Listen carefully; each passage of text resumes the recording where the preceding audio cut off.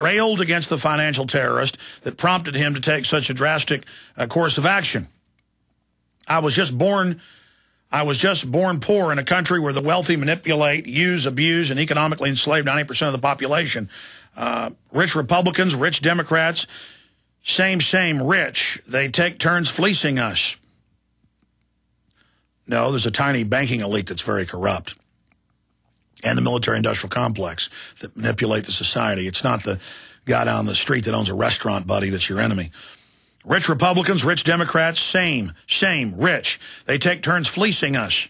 Our few dollars pyramiding the wealth for themselves, he wrote. That 95% of the U.S. of A are neo-slaves of the global South. See, that's kind of the liberal thing there. Our masters, the wealthy, do as they like to us. And it just goes on from there. This goes far deeper than someone violently acting upon political grievances. Duke's actions were solely guided by his economic woes, the fact that his wife had lost her job, that the unemployment benefits had run out, and that the future offered no hope whatsoever. No, he'd be homeless. This is a future that millions more Americans will have to face in the coming years as the unemployment rate, which is really around 20% level, continues to accelerate.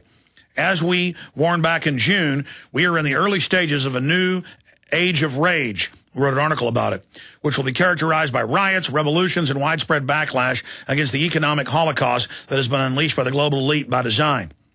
Unfortunately, there will be many more Clay Dukes over the coming years. There will be more Americans who lose everything and decide that the best way is to simply lose it all together. Well done, Watson, on that article. But we're, again, I mean, it's clear. I've got more quotes here from him. He quotes Warren Buffett, who was a few weeks ago on This Week on ABC, sicking people on the rich, saying, tax tax people making $100,000 a year, saying they're the rich, because he's at the very top of the pyramid and uses government to transfer your wealth.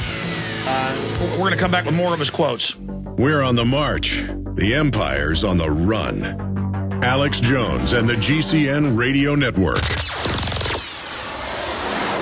This is Alex Jones with 5 good reasons you should consider buying a solar power generator. Number 1, new climate legislation could easily double or triple your electric bill. Number 2, our new energy czar wants to control how much power your electric company allows you to have. It's true. Total government control of electricity in the name of smart grid technology is coming. Number 3, in some areas of the country, the power grid is dangerously overloaded. And now new socialist legislation is only compounding the problem. Number 4, dangerous weather is always a threat to local grids. Every year, thousands of families lose their power from weather-related outages. Number 5, a solar power generator provides powerful backup insurance and peace of mind. Folks, I really believe in the solar power generators offered by Solutions from Science, one of my oldest sponsors. You can get more information at www.mysolarbackup.com. That's mysolarbackup.com. Remember, the government doesn't own the sun, so go to mysolarbackup.com or call 1-877-327-0365. Hello, friends. This is Alex Jones. You've heard me talk about Cal-Ben 5-star for years. This is an American-made product of the highest quality and compares to nothing you will find in stores. You can buy factory direct, shipped via UPS right to your door. Check them out on the web at 5starsoap.com or call 800-340-7091. Take my word for it. Once you've used Pure Soap, you won't buy anything else. Since 1947, Cal-Ben Soap Company has been showing consumers that soap can be tough on dirt and gentle on the environment. Buy American and stay clean, as well as support InfoWars. Visit 5starsoap.com today or call 1-800-340-7091. Well, Marty, what do you have to say? As founder and owner for over 63 years, satisfaction is guaranteed or double your dirt back. Call us at 1-800-340-7091 for a free catalog or visit our website, 5starsoap.com. Thank you. Folks, you've heard us talk about HomeGain before. HomeGain is now offering a special promo where you get up to $150 when you buy or sell a home with a HomeGain agent you find through their Find a Realtor program.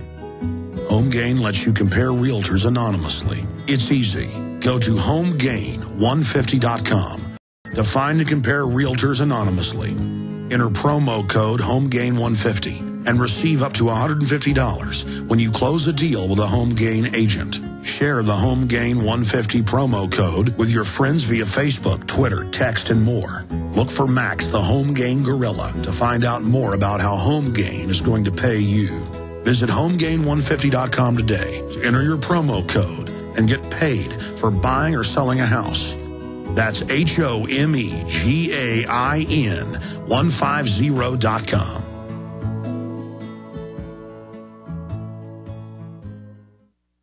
From the front lines of the information war, it's Alex Jones.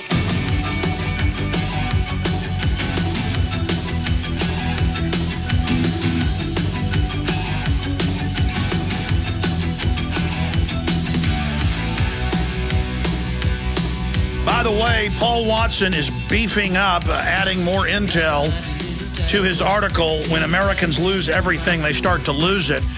We've confirmed on his Facebook and other sites that his favorite websites were Media Matters and other mainstream news, but also We Are Change, which, of course, I helped spawn with Luke Rudkowski, that is all about be the change you want to see in the world, nonviolent. And on the front page, there's a giant image of Mahatma Gandhi and Martin Luther King. And, you know, Media Matters has been so wicked towards us and tried to claim that we're calling for violence that they'll probably just excise out We Are Change and won't even care and just ignore that they're listed as well. Just outrageous. Very, very outrageous. So clearly this was a freaked out, upset guy who was just at the end of his road. And I want to explain this psychological profile for you right now, because I discovered this doing research over the last 15 years. There was a 2020 special about it in 1991. Within 1 year, in 1989, of public schools, including Littleton, Colorado, implementing what is called death education and suicide prevention. They teach the kids how you die. You get in a simulated coffin. It's very bizarre. It's mind control. It's meant to make them depressed. And that's come out with the big drug makers. They actually put this in the name of making kids not commit suicide, but they know then that it introduces to the children the idea of committing suicide. And they've had just countless cases where particularly 11, 12, 13-year-old girls will hear about this, and they'll teach them, oh, did you know little girls hang themselves with shoelaces or belts? And they'll go into the public school bathroom and hang themselves on the coat hanger point that's on the inside of the stall. And you can search this and pull it up. School districts nationwide in the last 5-6 years have pulled out the coat hanger areas inside the stalls because people were killing themselves, mainly little girls. Then once the little girls say they're depressed because it's been introduced to them that they should be depressed, that it's a big drama queen thing, then it's trendy for mommy and daddy to put them on Prozac or one of those other variants of serotonin reuptake inhibitors. Then, but it's trendy to put little Johnny on the amphetamine class drugs like, of course, Ritalin, Adderall, and others that cause the heart to swell, the brain to shrink, they retard growth, they cause brain damage, and parents just sadly go, well, the school said so, and boy, my daughter or son's a lot better now. Yeah, because they're burnt out. You were giving them Coke, you were giving them sweets, they were having sugar crashes, they had bad nutrition, and so you just burned their brain out. I'm sorry if you don't want to hear this. This is a fact. I've talked to medical doctors, nutritionists, you name it. They've done major studies where getting real nutrition and not drinking fluoridated water and not drinking processed, sugar drinks that are in vending machines all over the schools, or chocolate milk like we had in school. I remember always like an hour after lunch, I get a headache and feel groggy because I was going and eating pizzas, 2 chocolate milks. I like salad, so I'd go ahead and eat a salad too. But, boy, I love that school food. The mashed potatoes, the chicken fried steaks. I was in there getting double helpings. It's unhealthy. But again, I'm just trying to cover the whole spectrum of this. They introduced the idea of how to commit suicide. So now, since they introduced death education, in the late 80s, and it's gone nationwide since then. You look at the charts for teenage suicide, it's just going straight up. And it's the same thing with the media advertising and hyping people going postal in the 80s. It was always military veterans, in almost every case, who had lost their governors to not want to shoot and kill people. Most of them had been in combat. They'd shot and killed people. That's how they deal with stress. They've been trained to be killers. I'm not saying they're bad people. And then they go in to work at the government building, mainly the post office. It's a stressful job. They got some boss bossing them around, makes them angry. They don't go commit suicide. Or they don't go sell their house and, or, you know, go move in with family or go, you know, travel the country or whatever, as they should. Just enjoy life, even if they become homeless. They go in and they shoot their boss, and they shoot a couple other coworkers.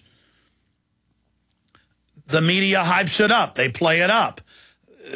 They constantly put that idea out there. They have all these drills for mass shooters all over the place, introducing the idea, and then it begins to happen.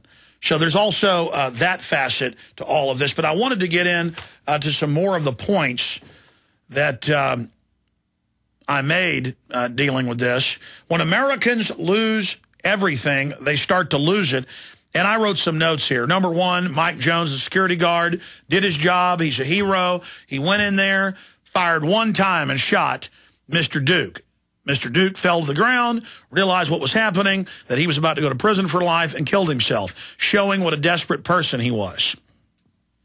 We don't know if Duke, again, didn't want to kill people and so was aiming above them or beside them, which is common if you're not a trained killer, who's been, you know, trained to instinctively kill and not think, like the police are with instinctive shooting and the military.